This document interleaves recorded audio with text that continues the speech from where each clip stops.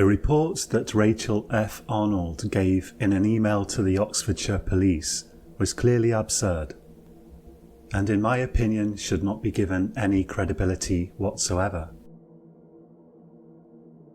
I have previously related the story of the terror that descended upon the Italian village of Concanello, and it may be that Rachel had somehow heard the fable of the unholy depredations of the vile dictator Caravaggio on his hell world and invented a story around that.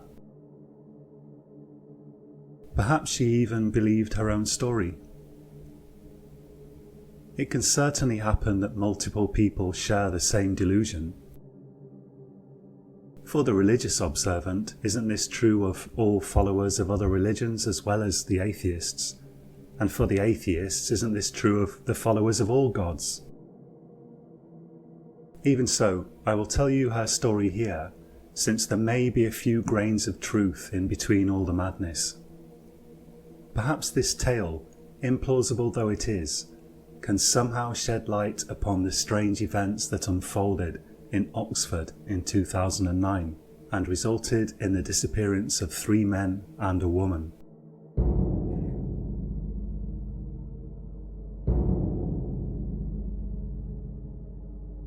Rather than simply reproduce Rachel's letter, I have augmented the dubious information contained therein with further, more reliable information taken from police reports and from statements given by email correspondence of Rachel's.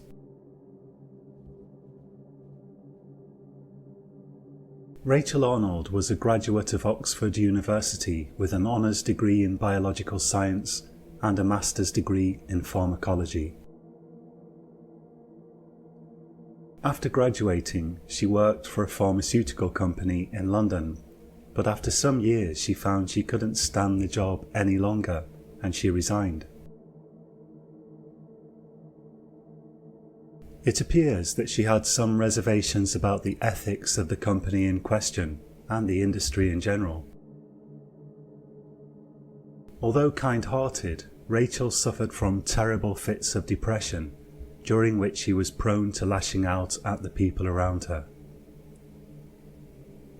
This seems to have led her to become increasingly isolated as the years passed.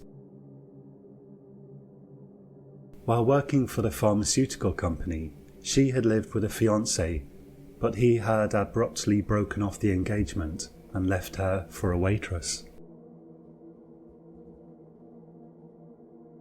It was 2 years after that she resigned her job, moving back to Oxford, a town where, as an undergraduate, she had at least made a few good friends. In Oxford, she began to make a living by tutoring students and children in biology. This seems to have gone well at first, but as time passed, she became disenchanted with that too, and the pressure of having to face people during her many depressive episodes began to weigh on her. Whatever the precise reasons, her income steadily declined in the years leading up to 2009, and she burned through the savings that she had managed to accumulate. By 2008, she could no longer cover all of her expenses. The rent was a particular problem. She had rented a relatively nice house on the outskirts of Oxford, and she was spending more money than she could manage to make from tutoring. She made the difficult decision to move somewhere cheaper and rented an apartment in a house even further from the city centre. The house was old and in a poor state of repair. It may have been pretty once, but its best years were, by that point, long in the past. It has survived demolition only via some sort of miracle. The owner of the house had divided it into 2 separate apartments with a common entrance, each meeting the absolute minimum of standards insisted upon by relevant legislation. And Rachel moved into one of these, on the ground floor. This move was no doubt forced upon her by her declining financial circumstances, but it had the unfortunate effect of worsening her situation.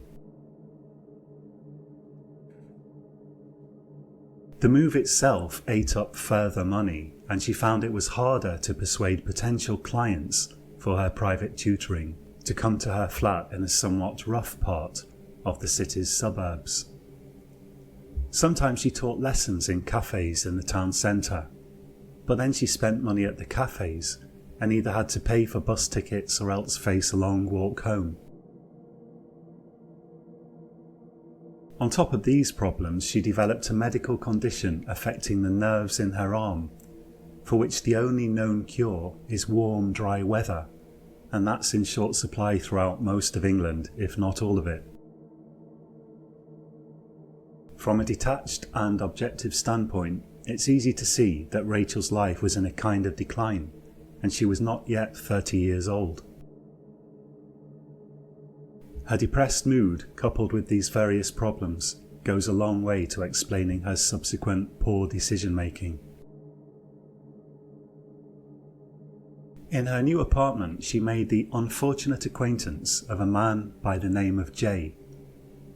Jay had a long criminal record, including, but not limited to, theft, breaking and entering, assault, and fraud.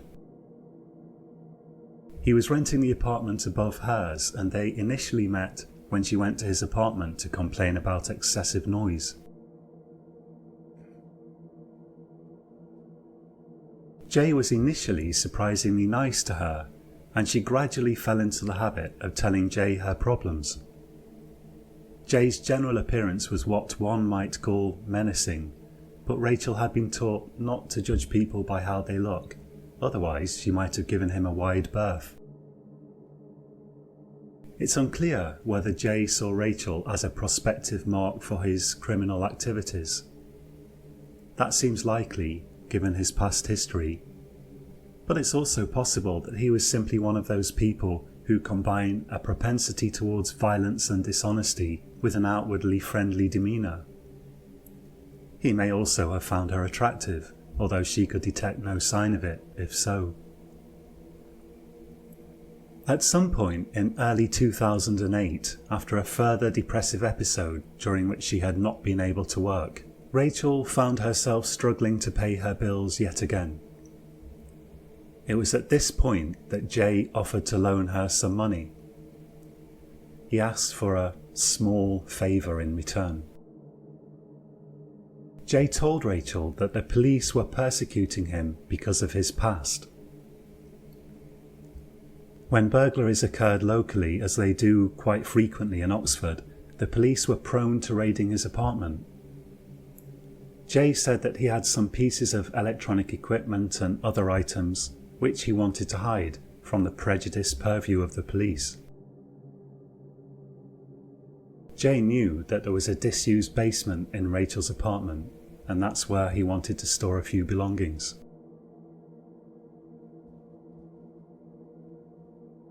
Rachel felt that she had little alternative but to agree, while sensing that Jay may not have told her the full story.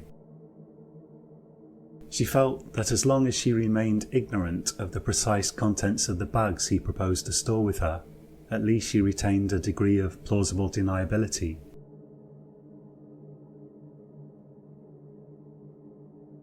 Jay agreed to give her a day or two to clean the cellar up a bit.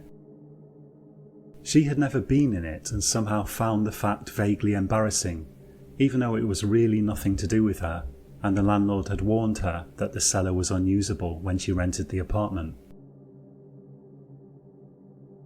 That night she began to investigate the cellar, using an old bicycle lamp for a light. The bicycle lamp needed new batteries, but it was better than nothing. Narrow steps led down into a small, damp, narrow room. A few odds and ends of old furniture were piled against one wall, and she was slightly disturbed to discover some sort of bracket fungus thriving on an old sideboard that looked as though it might have been down there since the 70s. The far wall of the cellar had begun to crumble due to damp. She picked up an old piece of wood that had perhaps once been the leg of a chair and tapped it against the wall. It crumbled easily. The wall had a hollow sound when she hit it with the chair leg. Curious, she gave it a couple of firm knocks, and an entire piece of wall about the size of a grapefruit fell away, revealing a dark cavity. She shone the bicycle light into the hole. The cavity seemed to be about 1 metre in depth, and there was something metallic glinting at the far side of it, but the hole was too small and the bicycle light too dim to tell what it was. The entire cellar reeked of mould and fungus. It was usable as a storage space if Jay put his stuff in airtight boxes or wrapped it up in bin liners, she thought. As she was leaving, she noticed a stack of yellow, mould-spotted papers in an old leather folder. She decided to take it back up the cellar stairs with her so she could have a good look at it. The papers turned out to contain endless rows of equations, some neatly formed, others written in a wild and extravagant hand, as though the author had alternated between conscientious note-keeping and fits of mania. Here and there were sentences written in an old-fashioned cursive script. They were nearly impossible to read, but she could make out the following fragments: uncontrollable oscillation, partial success, and in large triple underlined letters, avoid at all cost. She made a mental note to ask the landlord whether any of the previous tenants had been a scientist or a mathematician. Some of the equations were perfectly understandable from a mathematical standpoint, but she had no idea to what the symbols referred. Perhaps a physicist might know, she thought.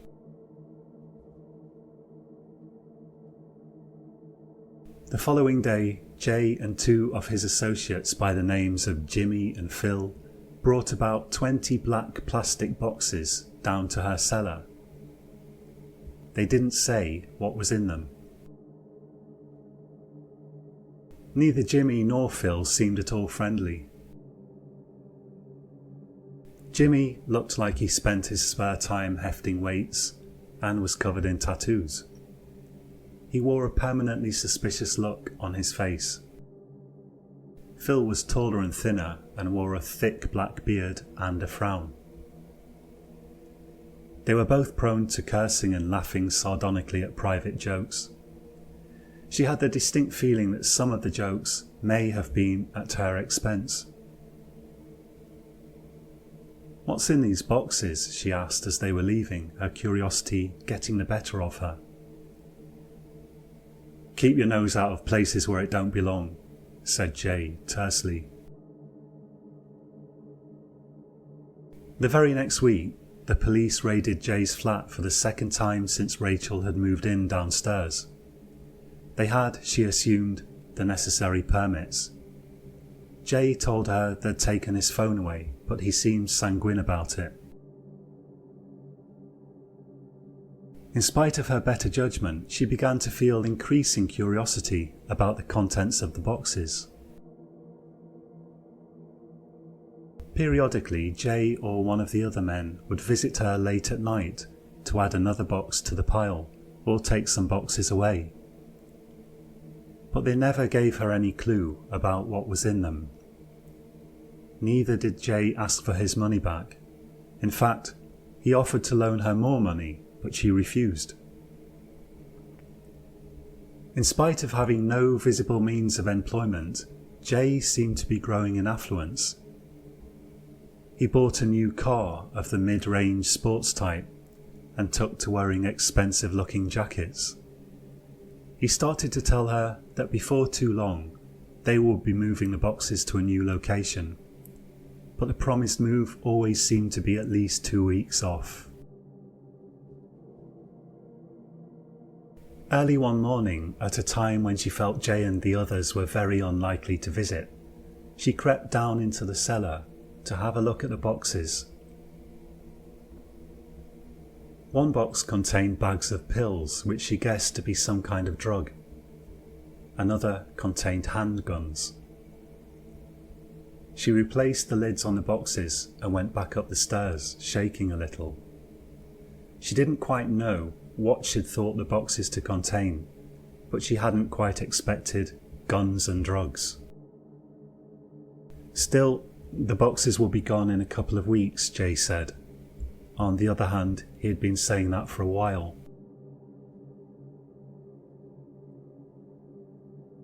Two days later, Jay and his friends turned up late at night to take some of the boxes away.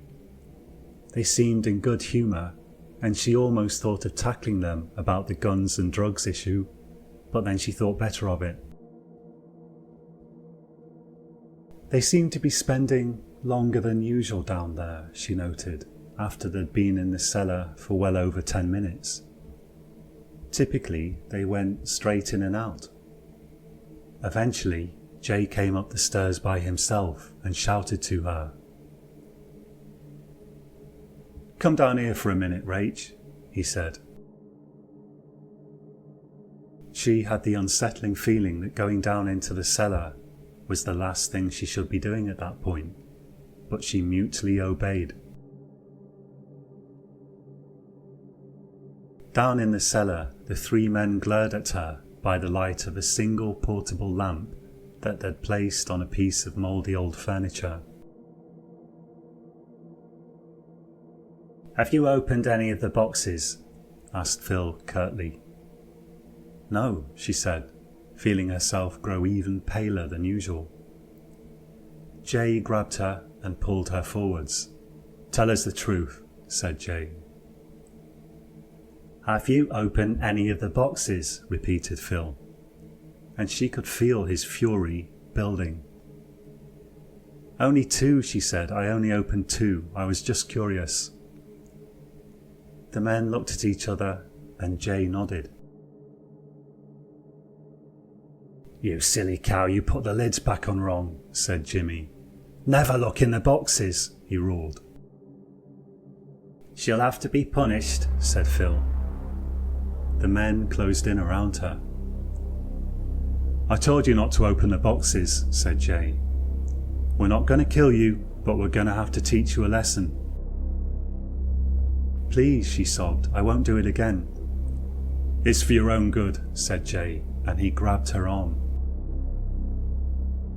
She watched in frozen horror as Jimmy took a lock knife from his pocket and opened it. Then suddenly there was an electronic chirp from the hole in the wall. The men wheeled around. "What the hell was that?" said Phil.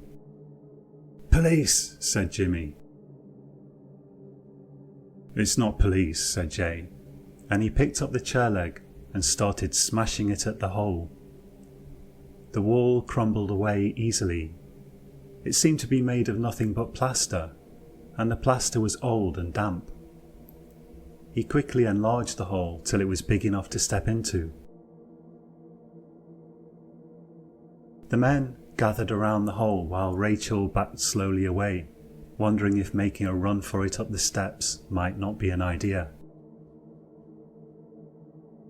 "You stay where you are," snarled Jay. He kicked at the plaster, and at least half of the wall fell into a dusty heap. "What the?" said Jay. They were standing looking at a circular metal ring about 1.5 meters in diameter, surrounded by coils of enamelled wire, small spheres dotted around the edges. By the side of it was a dusty panel of switches and dials of an old-fashioned design. "What is this?" Phil shouted at Rachel. "She doesn't know," said Jay. "Looks like we're not the only ones who hide stuff down here." Jay's hand moved slowly towards the most prominent of the switches, a round brass thing that could easily have been more than a century old. "What if it's a bomb?" said Jimmy. "Never seen a bomb that looked like this," said Jay, and he flicked the switch. There was a sort of clicking sound and a humming, and the small spherical objects dotted around the main circle lit up with an unearthly blue. A blue mist seemed to swirl within the circle. Then suddenly there was a noise like an abrupt release of air, and an entirely new section of the cellar opened up in front of them, visible only through the circle itself. The metal coils hummed with an unholy energy. "It's a door," said Jimmy. "Let's have a look," said Jay, and he stepped through the circle into the new section of cellar. "What about the woman?" said Jimmy. "Bring her," shouted Jay over his shoulder. Jimmy grabbed Rachel and pulled her through the circle. At the other side of the new section of cellar was another set of steps. They walked up and emerged into an old stone building. A thin layer of dust lay over old furniture, and bright sunlight streamed through wooden framed windows. "This is doing my head in," said Jimmy. "Where are we now?" Jay unhooked the latch from an ancient wooden front door, and they stepped out onto a narrow cobbled road of stone houses and olive trees. "It's not a door," said Jay. "It's a portal. I've heard about this kind of thing." They crossed the street and stood looking down a steep hill at an entire city, of which a huge cathedral formed the most notable feature. "I must be dreaming," said Phil. "This has to be a dream." "Where are we?" said Jimmy. "Florence," said Phil. "When are we?" said Jimmy dazedly. Phil looked up at the sky, which was crisscrossed with contrails. "I'd say it's still 2008, he said. "Be better if it was Ibiza," said Jimmy. "No," said Jay. "This is perfect." Over the following months, the men made repeated trips into the portal, usually at night. They forced Rachel to stand guard in the cellar, and warned her that they'd kill her, or worse, if she ever breathed a word about the portal or their activities to anyone. Every time they returned with ill-gotten gains, principally bundles of euros and jewellery, some of which they stored in boxes in the cellar. Phil regularly waved a knife in her face, saying, "If you touch any of this stuff, I'll cut you." Jay's former friendliness was gone, and he treated her with contempt, frequently pushing and pulling her around, and sometimes slapping her face, which all three men found hilarious. A wave of robberies and muggings struck Florence. The online newspapers printed artist sketches of the suspects. They were clearly Jay and his friends, but since Jay and his friends were apparently nowhere near Florence, the police could not have arrested them, even if they'd made the connection. Rachel's landlord didn't know anything about any scientists who'd rented the apartment.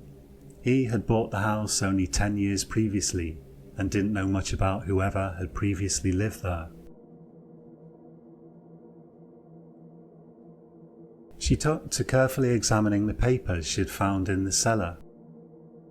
The handwriting was nearly impossible to read, but gradually she formed the theory that the papers were describing, among other things, a series of locations which the portal could somehow be tuned to via some kind of resonant process. Underneath the main switch were a series of small dials, which looked like they were made from bakelite or some other primitive plastic. She began to think that certain figures in the book referred to settings for the dials. One setting seemed to correspond to a word she didn't recognise, but which was capitalised, like a place name. It looked like it might be Greek. Another was described under the underlined text, "Avoid at all cost." After a particularly unpleasant night, when the men had come back drunk and Jay had punched her in the stomach as punishment for looking in the direction of the boxes, she decided that a change of settings was in order. The following night, the men turned up again in high spirits. "Sorry about last time," said Jay. "You really shouldn't look at those boxes." "It's okay," said Rachel meekly. "I won't look at them again." Phil made some crude remark about her, and all three men laughed. Jay tousled her hair as if she was a small child. "Just wait here till we get back," he said. "And don't forget what I told you," said Jimmy, waving a sharp, ugly-looking knife at her. "Let's go and have some fun," said Jay, and he flicked the switch to activate the portal.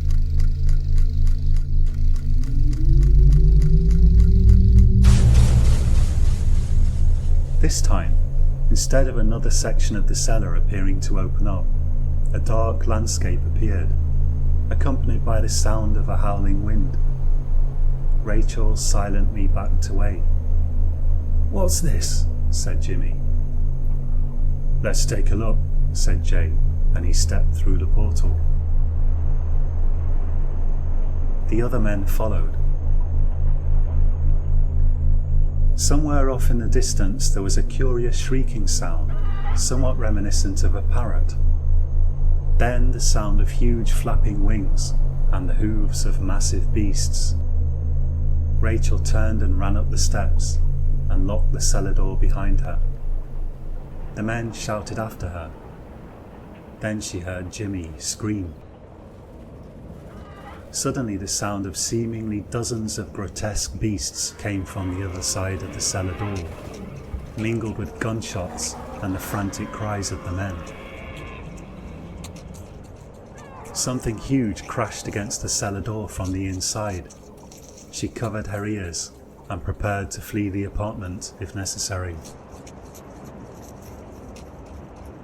Soon the pitiful cries of the men stopped, and there was only the hideous sound of monstrous creatures feeding and the howling of the wind. She walked to the kitchen and made herself a cup of tea, splashing a shot of whiskey into it from a bottle that Jay had left for his own use. After drinking the tea, she went back to the cellar door and pressed her ear against it. She could now hear only the sound of the wind.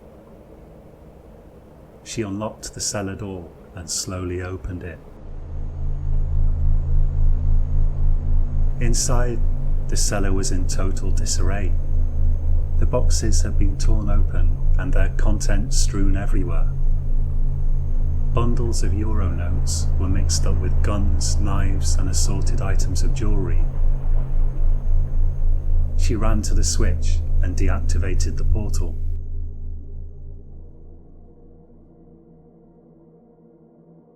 Early next morning, she went back down to the cellar with the sheaf of scientific papers, a large can of petrol, and a packed suitcase. She carefully recalibrated the machine according to the figures in the papers and reactivated the portal. A beautiful vista opened up before her. She was looking down from a hillside on a town made of white stone, and in the distance, blue sea. She began to spread petrol over the cellar floor. Then she paused as a thought occurred to her. She collected the bundles of euros, then she resumed sprinkling the petrol. She stepped through the portal with her suitcase and, striking a match, threw it back into the cellar behind her. Then she stood and watched the portal. Fierce flames engulfed the cellar, catching on the old furniture in spite of its dampness. Abruptly, the portal disappeared, and she was left staring only at a rocky cliff face. She was standing on a gravelly path that led down to the town by the sea. She began to walk, humming a happy tune to herself. The known facts of this case are only as follows. Rachel Arnold did disappear. The 3 men disappeared shortly after a string of robberies took place in Florence, committed by men of their description, although the 3 men were known to be present in England at the time. The house where Rachel and Jay both lived did burn down, and some of the items stolen in Florence were found in the wreckage. An email was sent to the Oxfordshire police detailing much of this story and claiming to be Rachel Arnold. Finally, researchers confirmed that a scientist had previously lived in that house during the 1920s. He too had eventually disappeared. He is known to have written a book containing speculations on Kantian philosophy and the theory of general relativity, which did not sell well and is long since out of print. It is said that a few copies survive in the hands of private collectors. It has also been noted that Rachel's bank account, containing only a small amount of money, was emptied before her disappearance. As for the men, their disappearance was abrupt and entirely unexpected, or so their acquaintances claimed. An alternative theory has been put forward to explain the known facts. According to that theory, Rachel murdered the 3 men by completely conventional means. Some have pointed out that as someone involved with pharmacological research, she could easily have poisoned the men with an odourless, tasteless poison. The likeness of the Florence suspects to the men must then be considered a coincidence. As for the men's bodies, advocates of this theory claim she must have murdered them somewhere other than her and Jay's home, since they were never found.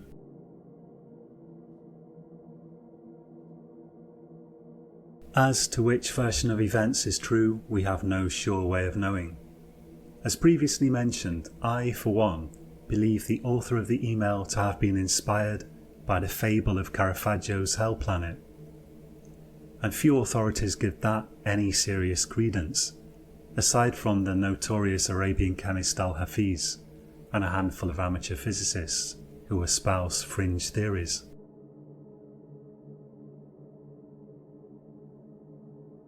Thank you for listening. If you enjoyed this story, please campaign for all space-time portals to be fitted with devices that prevent them from opening onto hellscapes. Also, if you haven't already subscribed to this public information service, please consider doing so. Thanks again. My name's John and this is Science Horror. New episodes every Monday.